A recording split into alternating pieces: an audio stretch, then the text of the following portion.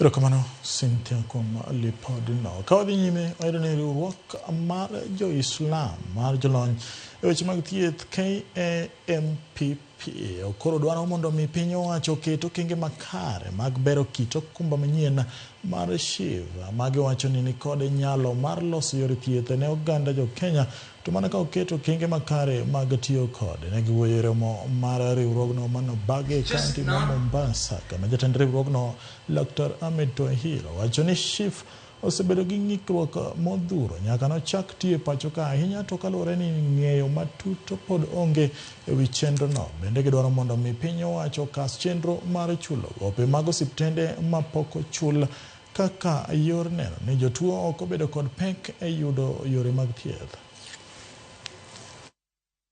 Many of our members of the Kenya Association of Muslim Medical Professionals are medical officers on medical facilities, so it's very important that we work very closely with SHA to see how the UHC program will roll out and so that we can benefit the community in general.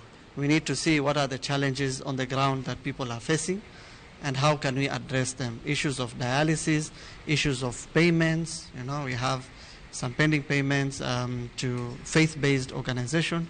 So we want to bridge that gap because trust is really needed and it's important. And through associations like CAMP, bridging that gap between the Muslim faithfuls and the government, that's where we come in to highlight all the challenges that people have and give feedback to the ministry that we need things that are culturally, religiously sensitive. We need to see issues around, the care, quality of care,